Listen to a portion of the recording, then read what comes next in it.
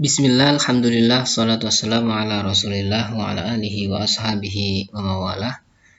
Para peserta didik yang berbahagia, kita lanjutkan pembahasan kita yang sekarang telah masuk pada malaikat selalu bersamaku. Tetapi sebelumnya kita bahas dulu tugas pekan lalu, ya ini berikan contoh dalam kehidupan sehari-hari perilaku mulia tentang pengendalian diri agar terjalin persaudaraan antar sesama. Nah, ini jawabannya ya, ini yang padan jawab. Ya, bersabar dengan tidak membalas terhadap ejekan, betul, memaafkan, ikhlas, menjauhi sifat dengki. Banyak sekali ini jawabnya. Mensyukuri nikmat Allah, betul ya. Apa yang kalian lakukan jika ada saudara atau tetangga yang mau menang sendiri dan terkadang sikapnya merugikan orang lain? Satu, petakan masalahnya katanya, kemudian baru mencari solusi. Menganalisis latar belakang tetangganya. Wah, ini luar biasa jawabannya.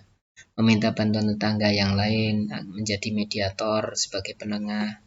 Cara yang lainnya adalah mengenal lebih dalam tetangga tersebut yang bisa diawali dengan saling bertegur sapa. Ya, ini bagus ya. Saling mengenal ya. Ya, yang terutama juga saling menasehati dengan cara yang baik. Kemudian ini jawaban yang lain. Ini lucu. Biarkan saja, nanti juga bakalan tahu sendiri akibatnya. Kalaupun sudah diberitahu tapi tetap saja ya sudah. Ya, tetapi tetap berusaha untuk menasehati. Ya, meskipun dengan cara yang sopan, yang halus ya. Seperti ini juga tadi ya. Jadi tidak perlu juga menggunakan mediator orang lain, pihak ketiga. Ya. Tapi intinya kita dalam menasehati adalah dengan cara yang santun ya dan toleransi. Baik, kita lanjutkan. Malaikat selalu bersamaku. Kita akan membahas sedikit ya nanti tentang memahami makna beriman kepada malaikat, nama-nama malaikat dan tugasnya, serta perilaku yang mencerminkan iman kepada malaikat. Nah, gambar apa ini? Ini adalah gambar CCTV. Tentu sekarang sangat merebak di mana-mana, hampir setiap pertokoan, setiap tempat umum ada CCTV-nya. Nah, sekarang bandingkan sikap atau tindakanmu ketika ada di tempat yang ada CCTV-nya ataupun tidak. Sama atau beda? Tentu beda. Kalau yang tidak ada CCTV-nya, kadang kita bersikap kita seolah cuek ya, kadang-kadang. Mau bersin kayak mau apa, mau usil pun kadang-kadang tidak terasa ya, karena bandingkan dengan ada CCTV-nya, pasti sikap kita alim gitu kan, pendiam, tenang ya, tidak aneh-aneh ya, karena akan terekam CCTV. Nah, inilah gambarannya secara sederhana. Padahal jika kita termasuk orang muslim, kita beriman kepada malaikat Allah ya, tidak nampak, tetapi malaikat selalu mencatat dan mengawasi ya atas perintah Allah Subhanahu wa taala. Nah, di mana-mana ada malaikat ciptaan Allah Subhanahu wa taala yang kita tidak bisa melihat malaikat, tetapi malaikat bisa melihat kita. Nah, maka jika kita meyakini seperti itu, pasti tindakan kita juga sebagaimana kita diawasi oleh CCTV ya. Dan lebih komplit lagi, CCTV hanya mengawasi secara nyata saja yang terekam oleh CCTV, kepala atau depan, belakang atau samping.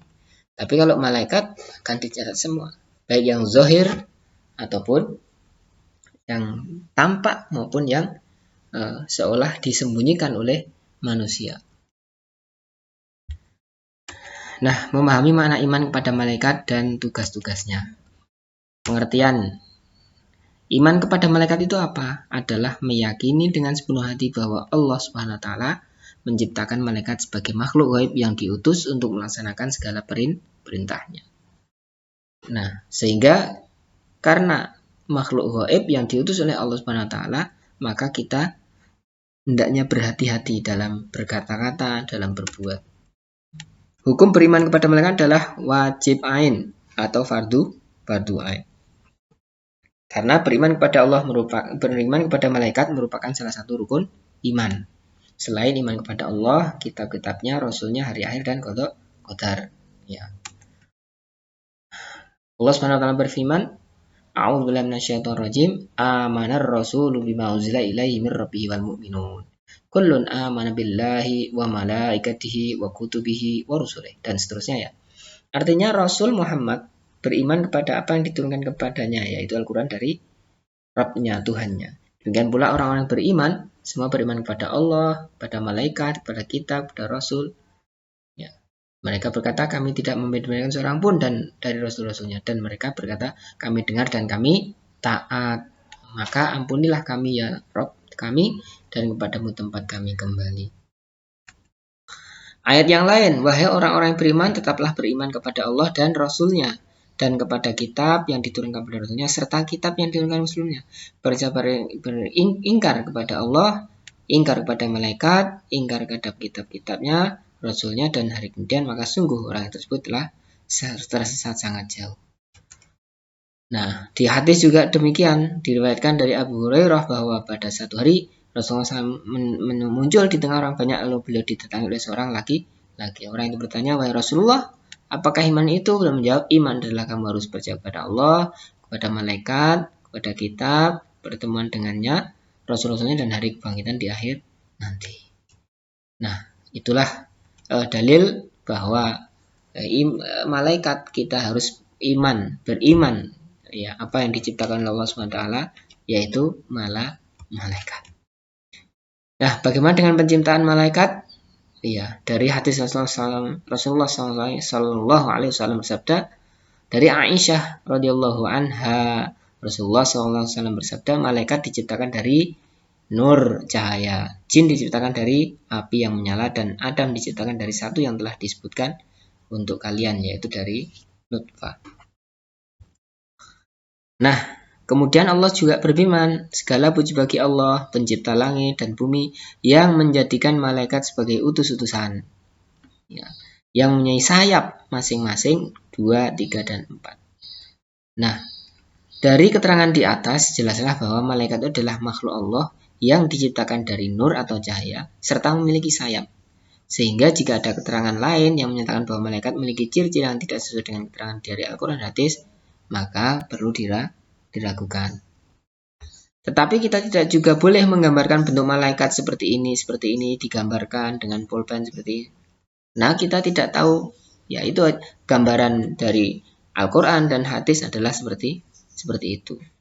Maka wajib kita imani seperti apa yang diterangkan dalam Quran dan hadis, sudah cukup.